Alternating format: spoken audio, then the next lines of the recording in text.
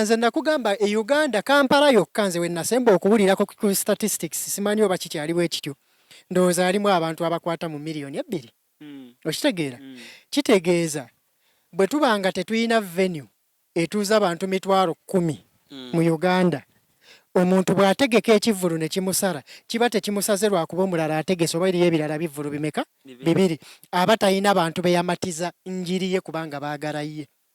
Okitegeera? Y'ensonga lwaki sisobola kweraliikirira nti waliwo ekivvulu ekitaakole, era bwe kitakola nja kugamba nti kyabadde tekijja kukola kiri ne bwe kitandikoze eki ne bwe kitandibaddewo. Okitegeera? Ssaabategesi balina kuba bagumu buli omu kunyweza marketing strategy ye. Oyagala okutikkira ebintu ebiri original okuva mu America ng'amasimu okuli iPhone n'essimu endala, computer, laptops, ebyuma by'eddwaliro, ebizigo by'abakyala, perfume n'ebirala bingi. Weekwate Nairo Cargo Carrier e Boston okutikkira ebintu bye byonna. Teweetaaga kutambula kubinona, beesige babikuleetere w'oli. Nairo Cargo Carrier ekuguliza ebintu ebiri original ku mikutu gyonna mu America nga Amazon, eBay, Apple, Walmart, Best Buy n'emikutu emirala mingi. Olwo ebintu bino n'ebitikka ng'ekozesa emmeeri oba ennyonyi okutuuka w'oyagala. Nairo Cargo Carrier tusangibwa ku kizimbe Masengere Emengo okulira na BBS Telefina. Okumanya ebisingawo tukubire ku simu 0700 389 155 oba 0700 389 147 oba ku website www.nairocargocarrier.com. Ebintu byonna osobola okubifuna naye ebiri original nga biva mu America. Nairo Cargo Carrier yebireeta. Weekend yennyini ku Sunday tulina Mwami Paul Saka. Naye sa babu muwa ani Ssaabasajja Kabaka ssebo yasiima.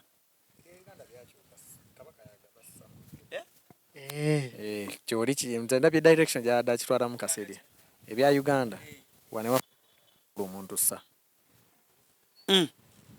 kakati nzaawo Alpha Times ne munne Kasirye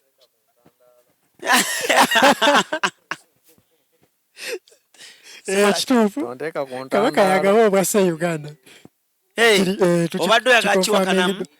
Sikiwakanya. Kale good boy. Kakati kyayagala oddojinga obusuulu. Kakati ekiriwo Paul Saka ayina ekivvulu ku Sunday ku Serena. Ku lunaku lwe lumu Boys to Men nabo bayina ekivvulu ku Sunday. Awe nnyini Alpha batugambye Boys to Men egenda mmenya rekodi yaki yakimenyedda. Yataddewo table za bukadde 10 zaggwawo gira wiiki 2 ate nga tebana mainstream media bakyali ku social media. Ekirango ekyasooka ekyaba Boys to Men nti bagenda kujja Uganda kyamala ne kisazibwamu naye awo baali babuukinze because baali basooka kujja wano Uganda balyoke bagende Kenya. Kati bwe kyasazibwamu ng'abantu baguze tables zaabwe balina obbasika e Kenya bagende babalabire eyo naye ne banyigiriza nnyo ba Boys to Men ne babanyigiriza nnyo ne babagamba nedda, you need a performance in Uganda and this is how it's going to be. Boys to Men are coming to Kenya on Saturday, have their set, perform, rest in Kenya. Bagenda kuva Kenya akanyonyi kabasuule wano si 45 minutes kabasuule wano bajja ku venue ba performing nga katokota batulabeko baddeyo okusinziira ku bakulu abategeka concert eyo kye bagamba. They are not sleeping in Uganda and they are not staying in Uganda to rest. They are coming to perform. It's an experience bagende. So abagendayo baagala okulaba ku experience ekikabwe ekityo. Ono ye propaganda eyatambulirwako R. Kelly, if you remember. Nti yajja nga Airtel eva mu Zain efuuka Airtel. Yajja ne batugamba ennyonyi tegenda zikira. Ne batugamba bamugambye nti you're going to perform in Uganda n'ababuuza nti is it a stadium in South Africa? Oyo na propaganda. Ne batugamba nti emmotoka Range Rover gye baali bataddewo yegenda omujja ku kisaawe. Abantu ne baparticipatinga nnyo, abantu ne bamubeeramu nnyo. Ne batugamba nti agenda kutuuka naye tiimu ye yamusooseewo piano keyboard gye bagenda okukuba si entuufu. Entuufu balina jijja South Africa bagireete era ne batugamba bagenda ne bagijjayo ne bagireeta. agonna gaali mawulire. Now this is what is happening with the boys to men. Kati show ezigirako experience bwezityo ne zikuba. Ate najja n'akukuba eddakiika 3 n'afuluma n'agenda nga n'abantu abamu bakyali ku gate bamaze osasula naye okuyingira wali nga we wakyali ewala. Bagana imbere dakiika meka? Si bano be ŋŋamba ŋŋamba oli ze yayimbira. Boys to men tubayingira ku sendeme? Bano bo babadde ku bukadde 10 bukadde 7 mitwalo 315. Obukadde 10 tables eziwera 5 zaggwawo dda. Obukadde 7 tables eziwera 5 ne ziggwawo ne bazikendeezaako. Boys to men mu kusookera ddala balina kuba ku Serena ne kibazitoowako. Kati ate laba n'omusiime naye bwe yakikubye. Bali ne bagamba nti ndowooza mulaba kye twali twabagamba nti ekintu kitabuka Serena eno tekyamala. Era Serena omuntu takyagikuba ng'oggyeko kati era Misa kye yagimaze. Kati tokyakuba Serena eyo nga tolinawo X factor nti Shiba okubye ennaku 2. Eyo nsonga lwaki tukwogerako. Nti Misa Kisemakula okubyewo ne wabooga bayisaawa 12 wajjudde bantu tebalina bebalaga ne tulyoka tukwogerako. Tokyagikuba munda omwo ne tukwogerako nti wakubye because kati zonna record abantu batandise okukola ki. Kati boys to men bo mukukanga mukka katonotono nga n'obulango tebunnagenda wala abakulu balina okukyusa venue right away, but it was the first venue Serena. Ne balabanga kiyise ku social media kiri ku bulango bwa YouTube gyolowooza nti okay yeri user friendly mu Uganda naye audience gye batagetinze ate yerabika tekyalina budde bwa YouTube neekuba bwetyo. So nze naawe tuyinza okuba tetumanyi boys to men be baani na at least balina akayimba ako k'omanyi nga ne bw'oba tomanyi bigambo balina ennyimba owuuna tetumanyi kuziyimba naye tuwuuna webale nnyo. Tugenda kuyimbawo nnyo. So kyekyo that's what's happening. Kyekigifudde ey'amaanyi sheeyo. Ate ekigambo kye bayita experience buli lwokirabanga ku kivvulu kiwe respect. Fenoni ye mutegesi. Nani? Of course tewali mulala ayinza kubeera awo singa Fenoni mu Uganda. Nga bakuvugiramu eri emmotoka esanga omu Uncle Steve anange Alpha. Okay mwami Kasirye gwe abanziramu mulala kyalina production wane e Uganda nga si Fenoni ng'esobola okukola awo gwe naawe gye wali eseze n'omutima gumu. Omulala alina production nga si Fenoni mu Uganda ng'esobola okukola awo era ye Fenoni. Sebo bamuvugira ddi mu mmotoka bwe bamuvugira Gw'olya n'ekyemisana. Olaba nze ndi muntu akkiriza asiima ate nze okusiima n'okukkiriza nti okola bulungi tekikwetaagisa kuba nti oli kyali wange oba nali nkusinkanyeeko. Otunuulira seeti Fenoni zeekola n'okkiriza nti bano be bantu abateekeddwa okutegeka Lakiza ratios. Industry ya tebakola seeti nnungi. Baani sebo era mu industry waliyo Fenoni waliyo omulala. Ani gomanyayo mulala? Abasigadde bajja bakiyingira. Vision Group awo. Oyagala gamba Swans? Mabega wa Vision Group waliyo Fenoni.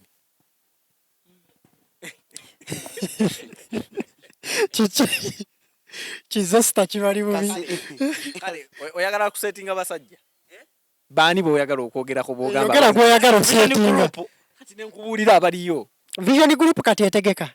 Vision Group kati etegeka. Neda bobo oyita ku Vision voting ng'ogenda waliwo gate eri awo. N'erinnya tolimanyi erya kampani eyo. Ogyogererako kijota namanya na linnya. Mbuku YouTube ono omuvubuka ono. Ani ono. Yani muvubuka ogero muvubuka. Tugende ku mwami. Twene lighting emu lunaku lwe lumu mwami Paul Saka naye ateeseteese ekivvulu kye ku Sunday eno yennyini ekivvulu ky'amasomero Rema Namakula yakakasa agenda kubeerawo y'omu ku bayizi bazatendeka amaloboozi Stella Kayaga tuyina May Ruth wamu n'abayimbi abalala bangi be nalabye Bettina Namukasa Afro n'abonna abayimbi ab'enjawulo n'abo abazze nga basiima emirimu gyazze ng'akola. Olunaku olwo lugenda labika lutya boys to men oba tugenda mu nyuma z'amasomero nga twejjukanya? Kinaasinziira abaakulira mu kyalo ngaffe osobola okuba ng'ennyimba za Saka wadde si yali ayimba ozimanyi. Osobola okuba ng'otegeera contribution eryakoze. Abaakulira mu kyalo bokka. Buddo yali esasula omwavu. Yali ekola ki? Buddo omwavu agisasula. Anti kakubuulire content yasalawo wa gy'alaga. content gwokola ki tosobola comparinga content wa Paul Saka no wa Boys to Men tosobola comparinga ngeri gye bali mu marketing wa muri akugambye bali we bali mu kikola nabo ne bakola ki okitegeera sigezaako kunafuya naye nkubuulira nti brands bbiri za njawulo okitegeera era n'abantu abagendo zigendamu mulimu abasobola okufaanagana ne wabaawo ennamba ennene etajja faanagana. Nze nakugamba e Uganda Kampala yokka nze we nasemba okuwulirako ku statistics simanyi oba kikyaliwo ekityo ndowooza alimu abantu abakwata mu miliyoni 2 okitegeera kitegeeza bwe tubanga tetuyina venue etuuza abantu 10,000 mu Uganda omuntu bw'ategeka ekivvulu ne kimusala kiba tekimusaze lwakuba omulala ategese oba eriyo ebirala bivvulu bimeka 2 aba talina bantu beyamatiza njiri ye kubanga baagala ye okitegeera y'ensonga lwaki sisobola kweraliikirira nti waliwo ekivvulu ekitaakole era bwe kitakola nja kugamba nti kyabadde tekijja kukola kiri ne bwe kitandikoze eki ne bwe kitandibaddewo okitegeera saabategesi balina kuba bagumu buli omu kunyweza mu marketing strategy ye okitegeera naye n'ekirala kye tulina okumanya n'okukkiriza nti endongo eno olwaleero abagitegeera ba appreciating olutalo oluliwo wakati wa Alien Skin ne Pallaso on a business standpoint kubanga controversies zeziwa endongo front page ebiseera ebisinga naye tuba tukoze eki tebatukola ki baba tebaagala nnyo okumanya lwaki controversies za attracting abantu bangi okola ki okugiraba omuntu yenna ategeka ekivvulu aba alina okukimanya nti amawulire gateekeddwa okukola either amalungi oba amabi naye oteekeddwa okufuna ku Mukisa Herbal Clinic Kisaskulambiro Kasaana Zone ye wali omusawo ajjanjaba amaaso agalwadde mu ngeri yonna ng'agajjanjabya enkola eya herbal ayitibwa Maama Mukisa. Maama Mukisa akujjanjaba amaaso agalwadde mu ngeri yonna ne bw'obanga wagenda mu malwaliro amazungu ne bigaana ajja kubanga agawonya ng'akozesa eddagala lya herbal. ebeeranga product yaayo tejja kubuulira birongo byeteekamu wabula bajja kuteerawo tagline nti test the feeling. They are selling you the feeling, not the product. Era bakolere n'obulango bulaga muri ku mukolo emmere bagireese bagijjudde bagikoze eki nekki ekibulawo okukuleetera empulira eri ey'enjawulo ekicupa bakireete bakikole ki bakikuteerewo kitegeera so buli woba otegeka lakizale show oba show eri corporate olina okumanya nti abantu ogenda baguza si era kyekimu ku bifuula fenoni nga bwe tubadde tukyogerako wano ey'enjawulo nti bwe bagireeta ne bagamba oba kampani egenda kulonkinga mmotoka yaayo mpya okitegeera abasajja basobola okukusibira lead screen nga yenkana ekisenge okitegeera ne bagiteekamu ebiyirira eri emmanju okitegeera nti omuntu aba azze kulaba experience ekola ki eri aba tazze kubeera mu stress za ki eno omwana awoggana eno sima sound ekira ki aba alina okubanga buli kyalaba kiri ku mulamwa okitegeera yensonga lwaki nti show eziri serious ez'abazungu boziranga bazitegese bateekawo distance wakati wa stage n'abawagizi tusuubire ki ku Sunday okitegeera kye tuba tulina okusuubira ku Sunday nti show zino buli ayeetegese obulungi ajja kukola okitegeera Paul Saka ajja kukola Paul Saka ajja kukola bw'abanga yeetegese bulungi n'alanga kubanze sijja kulimba obulango bwe mbulabye n'ababadde bamusindika mbakola ki mbalabye okitegeera Boys to Men obulango bwayo mbulabye n'ababadde bagisindika nkola ki mbalabye kati ng'omaze okusindika akalango kiddako abo abawagizi be wakakasa nti yeggwe Paul Saka waabwe era ne bajja kiddako abo abawagizi be wakakasa nti Boys to Men ejja naye even besides Boys to Men fe abategesi experience gye tutegeka mugikola ki mugimanyi okitegeera buli omu ajja funa babadde ateekeddwa funa ne munne wabandi wadde taliiwo Alpha mutabani wa Steve okufenoni sofa gulabe ekintu kimireja ku ground Boys to Men versus Paul Saka omanyi ebimu ku byasinga okunyuma ku show y'omusiime Mesa Kisamakula production okikiriziganyako nange ekyo kikumi ku kinnaakyo sho atani atagira ani ali ku feno ani ali ku production fenoni already ojoge dani ali ku so ekisooka kya byonna Paul Saka alina bwe mbadde nkubuuza off air n'ongamba nti yawandiika oluyimba lw'abaana luli olwa Katikkiro masomoji awandiise ennyimba nnyingi nnyo masomero ag'enjawulo nno living legend be yawandiikira bakuze bokka be tuyita fe abalala ne bwe tutagenda ate balina ssente kituufu bakuze ate balina ssente bazadde n'okuzaala abaana bonna babatwale mu kivvulo Saka teyeetaaga na kulanga nnyo yeetaaga just bajjukiza bujjukiza nti bannayenze omusomesa wammwe mujje kimala talina kirala kye tumubanja audience zanjawulo oli ali wuwe noono ali eno unlike ekya Pallaso ne Alien Skin ono ye ali eno akwata abantu be balala ekirala Boys to Men kyerina erina Sauti Sol ebadde yakamala okulangira Sauti Sol bagenda ku kibreakinga bakola tuwa yabesembayo so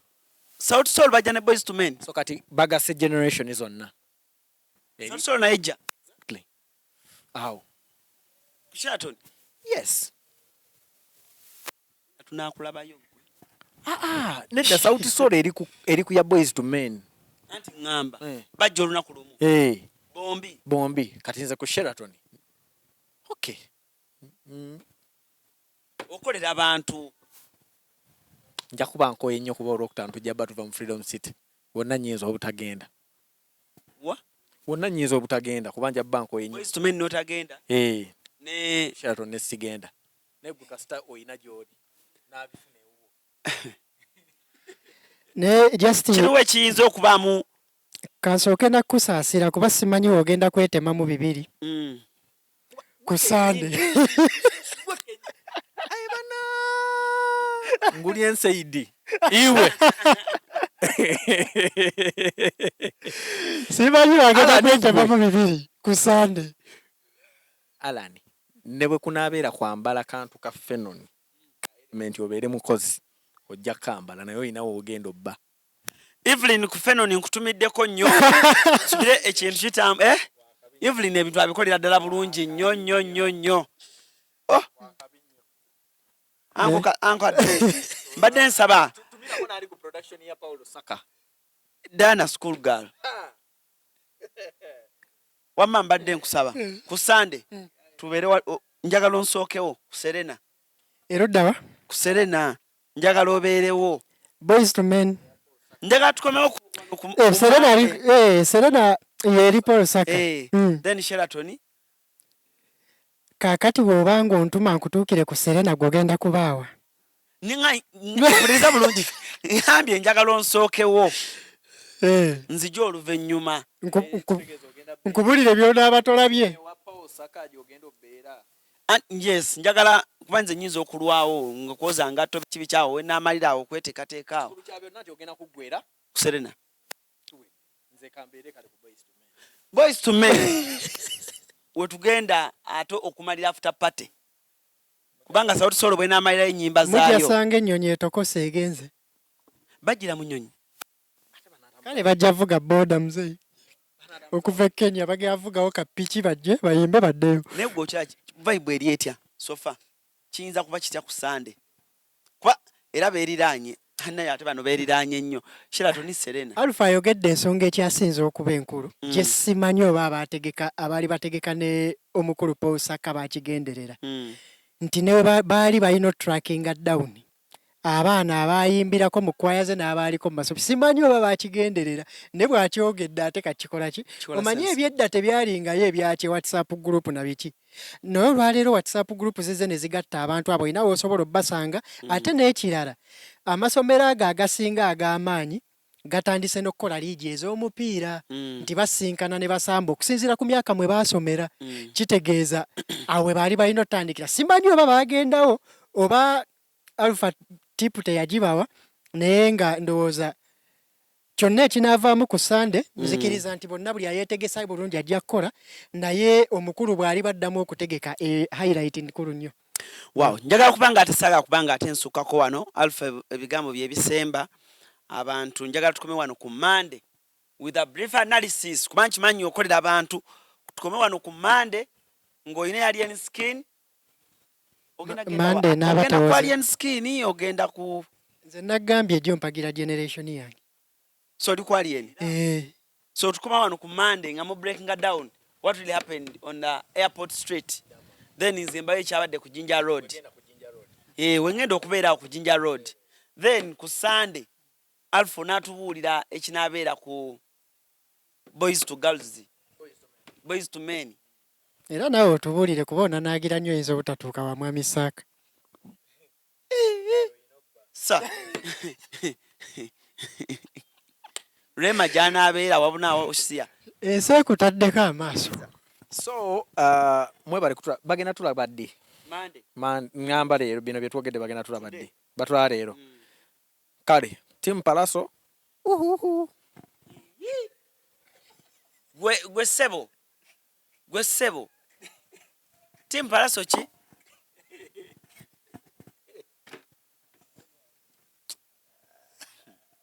Why? Wallahi. Ndowooza bisinga tubyogedde, teri nnyo kyamaanyi kyakuzinga. Just tulinde. Olwokutaano bwe zinaawerera ssaawa, omanyi ennaku zino tumanya mangu. Bwe ziwerera 12 oba okitegedde nti okoze oba tokoze, so bwe zinaawerera ssaawa 12 ku Lwokutaano, Kiggundwa ajja kuba atandise obipaakinga. Ng'abitwala e Kololo we babirangirira. So, bannaye ku Lwokutaano, all roads lead to Jinja Road. Tugenda mu Love Fest gye tugenda okubeera, ekintu kigenda kubeera blood ennyo. Hogan yaŋŋambye ali ku Love Fest. Mugenda. Ladies and gentlemen, tiimu y'omukulu yeegomye. Kati naakola naani bassebo? Funayo cinematographer mukadde ategeera biri ebyammwe. Kati tuli ku bipya. Ogenda wa? Jinja Road, Airport Street.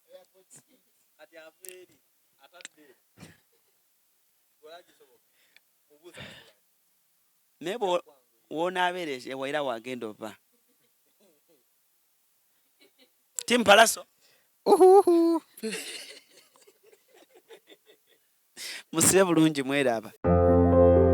Ku Mukisa Habo Clinic Kisaskulambiro Kasaana Zone ye wali omusawo ajjanjaba amaaso agalwadde mu ngeri yonna ng'agajjanjabya enkole ya Habo ayitibwa Maama Mukisa. Maama Mukisa akujjanjaba amaaso agalwadde mu ngeri yonna ne bw'obanga wagenda mu malwaliro amazungu ne bigaana ajja kubanga agawonya ng'akozesa eddagala lya Habo. Oyagala okutikkira ebintu ebiri original okuva mu America ng'amasimu okuli iPhone n'essimu endala, computer, laptops, ebyuma by'eddwaliro, ebizigo by'abakyala, perfume n'ebirala bingi. Weekwate Nairo Cargo Carrier e Boston okutikkira ebintu bye byonna. Teweetaaga kutambula ku binona, beesige babikuleetere w'oli. Nairo Cargo Carrier ekuguliza ebintu ebiri original ku mikutu gyonna mu America nga Amazon, eBay, Apple, Walmart, Best Buy n'emikutu emirala mingi. Olwo ebintu bino n'ebitikka ng'ekozesa emmeeri oba ennyonyi okutuuka w'oyagala. Nairo Cargo Carrier tusangibwa ku kizimbe Masengere Emengo okulira na BBS Telefina. Okumanya ebisingawo tukubire ku simu 0700 389 155 oba 0700 389 147 oba ku website www.nairocargocarrier.com. Ebintu byonna osobola okubifuna naye ebiri original nga biva mu America. Nairo Cargo Carrier yebireeta.